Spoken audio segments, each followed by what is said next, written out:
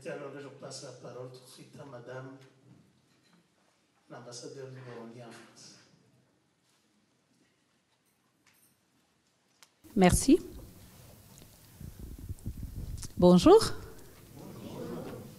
Je pense que vous êtes tous contents d'être ici. Du moins ceux qui ont pu se déplacer pour arriver dans cette salle. Je vous exprime vraiment mes sincères remerciements d'avoir répondu à notre invitation, d'avoir accepté d'être dans cette salle pour pouvoir échanger et parler de notre beau pays, le Burundi. C'est une opportunité que nous avons saisie en sachant que mon collègue ambassadeur Willy Nyamitwe était dans les environs. Et je me suis dit, c'est vraiment une grande opportunité pour nous, pour qu'il puisse venir et nous parler de ce qui se passe réellement au Burundi, de nous parler au sujet de ces droits de l'homme que nous pensons existent bel et bien au Burundi, mais que les autres contestent durement, vu le rapport qui vient de sortir par les Nations Unies, qui a été édité par les Nations Unies. Et c'est un privilège que j'ai de l'avoir. Et vraiment, je lui remercie d'avoir accepté d'être là. Il est très, très pris. Il est entre plusieurs pays. Il est entre deux avions, entre deux trains. Mais il a accepté d'être à Paris avec nous aujourd'hui. J'aimerais que vous preniez le temps pour applaudir. Merci beaucoup, cher Willy, d'être avec nous. Merci à tout le monde d'être là. Et je pense que c'est un moment où nous pouvons nous parler avec ouverture d'esprit. On aurait aimé avoir cette salle pleine parce que je sais qu'il y a beaucoup de personnes en France, à Paris et dans les environs. Ça aurait été génial que cette salle soit pleine et que tout le monde puisse avoir l'opportunité de parler. Parce que ce qu'on dit bouche à oreille, parfois ça prend de l'ampleur et que ça masque la vérité. Et c'est cette vérité qu'on veut savoir aujourd'hui. Je ne vais pas prendre beaucoup de temps, mais je pense que ça serait génial de laisser la parole à l'orateur du jour, celui qui s'est préparé pour pouvoir nous parler un peu et plutôt écouter de votre part pour qu'il puisse répondre comme il peut aux questions que vous avez, aux questions des médias qui sont là. Je sais que vous êtes là. Les médias, on s'est salué tout à l'heure, des amis burundais, des amis des associations. Donc, sans trop tarder, je pense que c'est le moment de donner la parole à l'ambassadeur Willy Nyamitwe. Je vous remercie.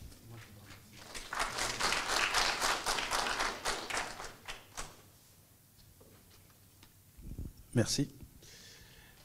Avant de projeter, permettez qu'on discute un peu, que j'introduise, mais d'une façon très brève, afin de donner plus de temps au débat, plus de temps aux prises de parole. Je viens de Genève, où se tient la 36e session du Conseil des droits de l'homme, et lundi, après-demain, sera le dialogue interactif sur le Burundi. Bien entendu, les États membres prendront la parole et feront des commentaires sur un rapport qui sera présenté. Le rapport de la commission d'enquête, une commission qui a été mise sur pied au mois de septembre par une résolution du Conseil des droits de l'homme. Le rapport a été rendu public et tout le monde sait. Ceux qui ont pu le lire ont vu le contenu et ceux qui n'ont pas pu le lire ont du moins vu les commentaires, les reportages et tout ce qui va de pair avec. Je viens de Genève parce que même l'année passée, lorsque la commission a été mise sur pied, j'étais à Genève. Et cette commission d'enquête a remplacé une autre, qu'on appelait EINUB, l'enquête internationale des Nations Unies au Burundi. Et celle-là a présenté son rapport au mois de septembre. Et c'est ce rapport qui a fait qu'il y ait une résolution qui instituait une commission d'enquête internationale. Mais qu'est-ce qui s'est passé réellement? Le Burundi s'est battu avec plus fort que lui. Le Burundi s'est battu avec l'Union européenne. L'EINUB a reçu la collaboration du gouvernement. L'EINUB est venu au Burundi. Ils sont venus, ils ont visité les prisons, se sont entretenus avec les autorités, ont reçu pleine collaboration. Malheureusement, ce qu'ils ont pondu comme rapport était désastreux, scandaleux.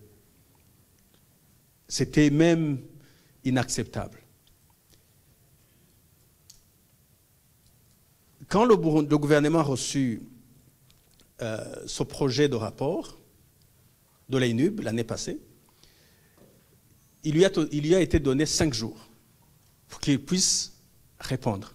Vous savez, quand vous donnez à un gouvernement 5 jours, je pense qu'il pensait que le gouvernement ne pouvait pas répondre aux allégations en ayant 5 jours. Je me souviens, c'était un vendredi. Quand vous donnez 5 jours à un gouvernement le vendredi, c'est que vous comptez sur le week-end et vous dites, voilà, il y aura le week-end, et puis lundi, ce sera trop tard. Et finalement, notre rapport passera. Nous nous sommes mis à la tâche, nous avons lu paragraphe par paragraphe et avons répondu à ce rapport. Nous avons pondu en ayant 3 jours un contre-rapport. Sur un rapport de 22 ou 23 pages, nous avons produit un contre-rapport de 44 pages que nous avons envoyé au Conseil des droits de l'homme à Genève. Quand on vous dit que les droits de l'homme, c'est finalement un concept utilisé à outrance pour asservir certaines nations, je vous en donne ici la preuve. Nous avons envoyé notre contre-rapport qui n'a pas été pris en compte.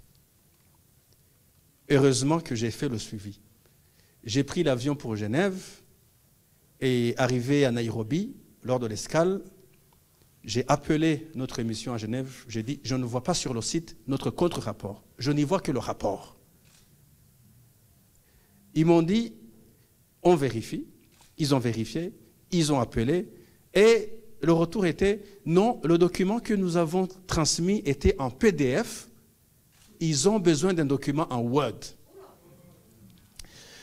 Heureusement, le document en Word, c'est moi qui l'avais. J'ai dit, je vous l'envoie tout de suite. Et heureusement, le représentant du haut-commissaire aux droits de l'homme au Burundi, Patrice, était à Nairobi, et je lui ai dit, voilà ce que vous faites. J'ai encore des messages WhatsApp. Il dit, voilà ce que vous faites. Vous n'avez pas publié notre contre-rapport. Il a dit non, ils doivent le faire, ils doivent le faire. Il dit, mais ils disent qu'on n'a pas donné un document Word. Mais je viens de l'envoyer tout de suite. Et notre mission, avec note verbale, a transmis ce document. J'ai pris mon avion le soir, arrivé à Genève le matin, j'ai la connexion à l'aéroport, je vérifie, le document n'y est toujours pas. J'ai quitté l'aéroport, nous sommes allés directement au bureau du haut-commissaire aux droits de l'homme. On a dit, mais ce n'est pas possible, c'est inacceptable. Nous voulons que notre document soit publié. Vous avez la version Word. Vous avez donné 5 jours. Nous avons respecté les délais. Publier notre contre-rapport. Il faut que les États membres voient notre contre-rapport.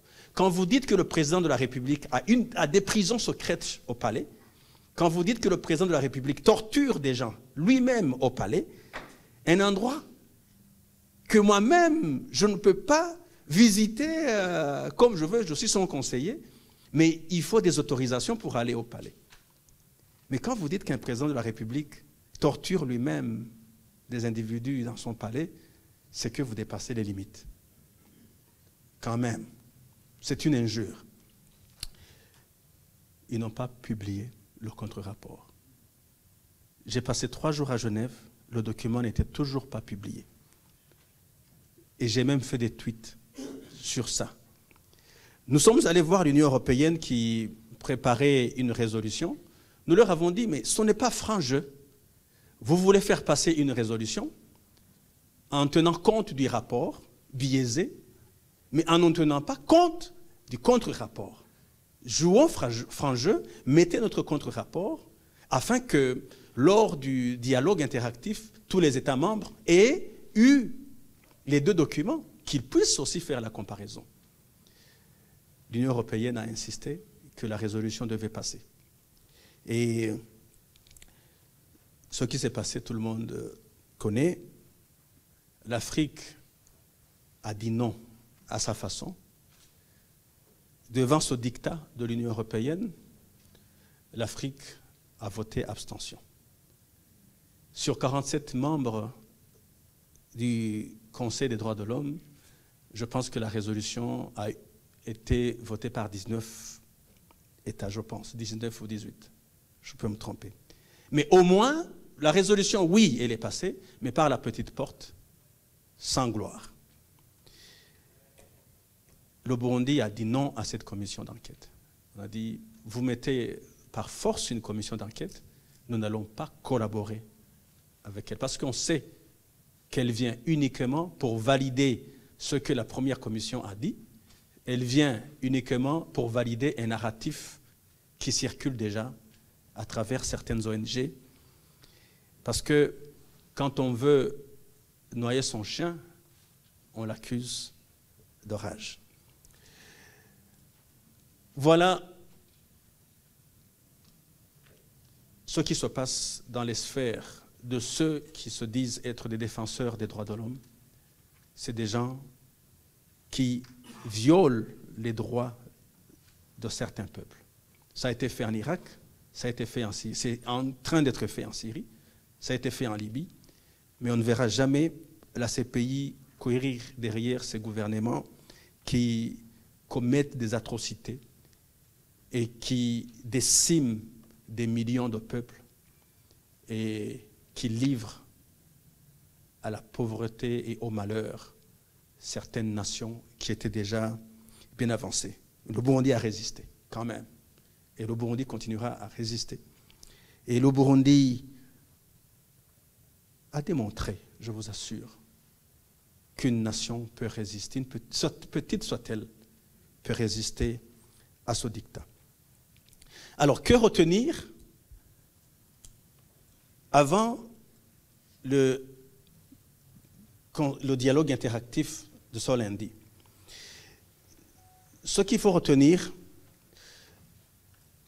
avant tout, c'est que le Burundi remercie l'Afrique. L'Afrique a montré à plusieurs reprises qu'elle peut prendre position pour le Burundi. Quand l'Union européenne insistait pour qu'il y ait une mission africaine de protection au Burundi, forte de 5000 hommes, c'est l'Afrique qui a bloqué. Certaines personnes dupes avaient cru que c'était une décision africaine. Mais si vous suivez ce que le vice-premier ministre belge et ministre des Affaires étrangères, Didier Reynders, a dit au mois de février sur France 24, il a dit « Nous avons demandé à l'Union africaine d'envoyer des troupes au Burundi, mais ça n'a pas marché. » Si c'est l'Union européenne qui a demandé à l'Union africaine, vous comprenez par là que c'était un agenda extérieur à l'Afrique. L'Union européenne avait bloqué le paiement des salaires de nos soldats qui sont en train de payer un lourd tribut en Somalie. Heureusement, l'Afrique a pris position et ils ont été payés, ils ont été rémunérés. Souvenez-vous de la résolution ACP-CE qui a été ACP Union européenne plutôt, qui a été bloquée dernièrement par des Africains. Et aujourd'hui, nous ne doutons pas que l'Afrique prendra position pour le Burundi, parce que la commission d'enquête a, dans son rapport, demandé que la CPI se saisisse du cas du Burundi. Et je pense que l'Union européenne est sur le point de subir un autre échec, le plus cuisant de l'histoire. Parce que quand bien même la procureure de la CPI prendrait la décision d'ouvrir une enquête, elle se sera tiré une balle dans le pied parce qu'elle aura montré que le statut de Rome, ce n'est que du bluff. Parce qu'on dit que la CPI ne peut pas travailler sur injonction ou sur pression.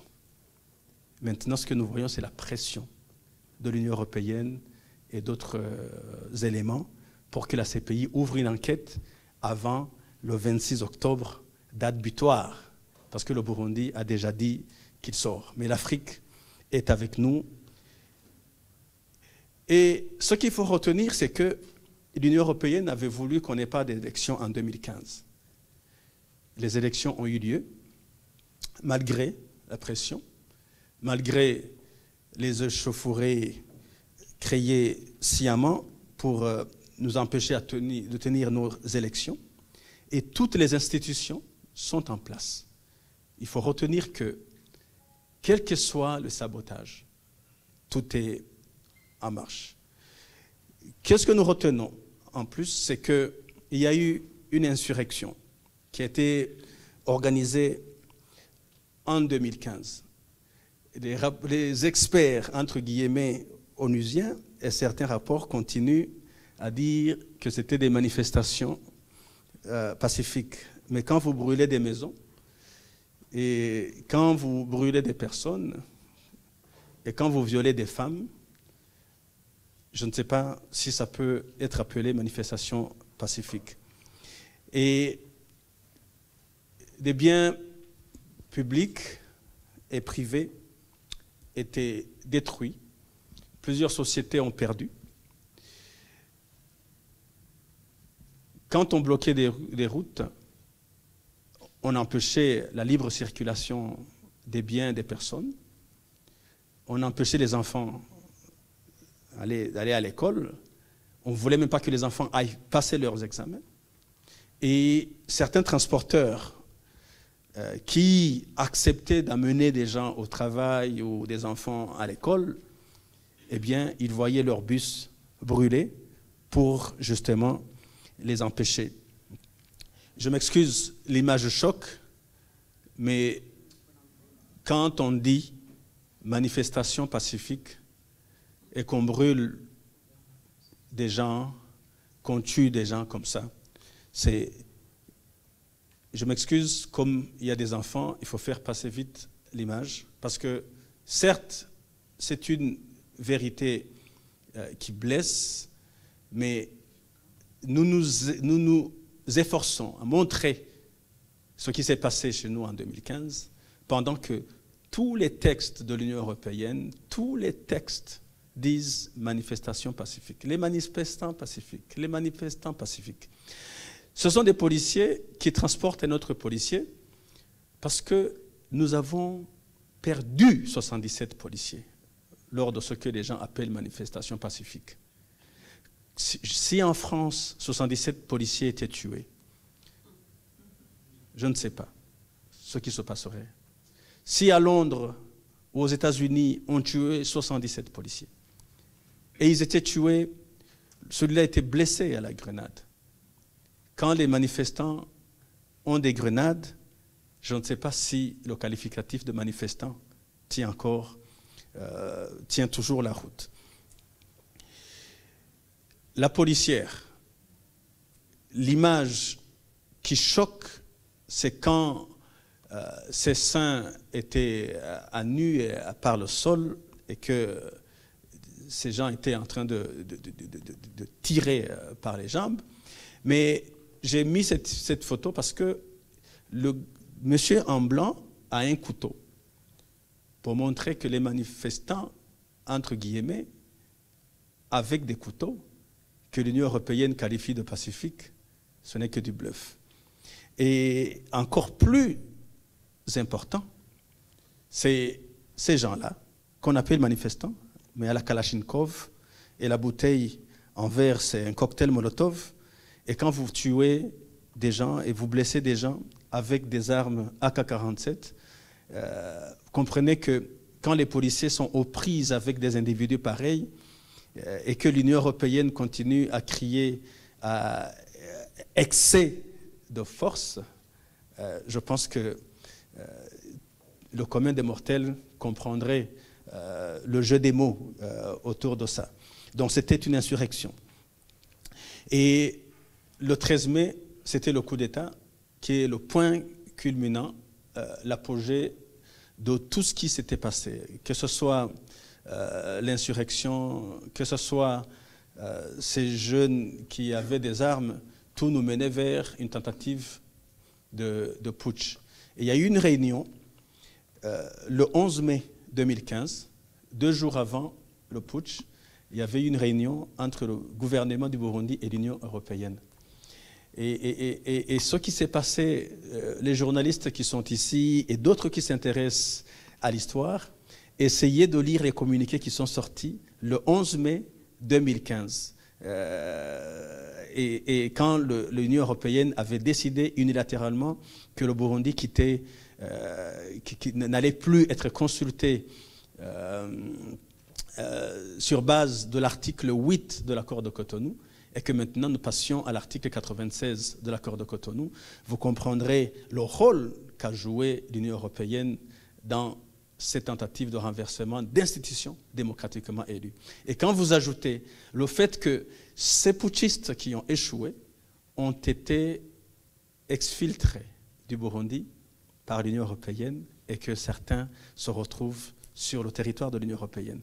Vous avez vu sur les réseaux, vous avez vu aussi que les passeports qui étaient déconnectés par le gouvernement du Burundi, quand les gens étaient arrêtés à Amsterdam ou à Zaventem, vous avez toujours vu qu'il y avait une décision administrative de la Belgique de les laisser entrer sur le sol belge ou européen.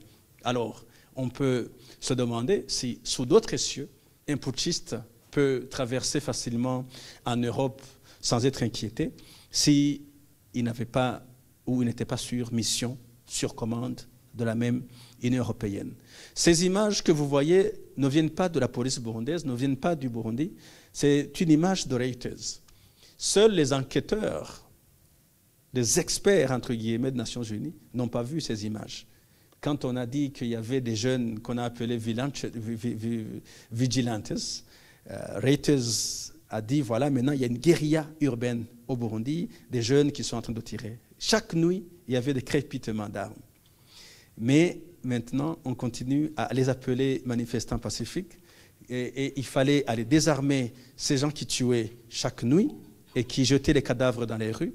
Et on dit que les cadavres des rues, c'est les forces de sécurité. Alors que ceux qui les tuaient avaient même revendiqué cela.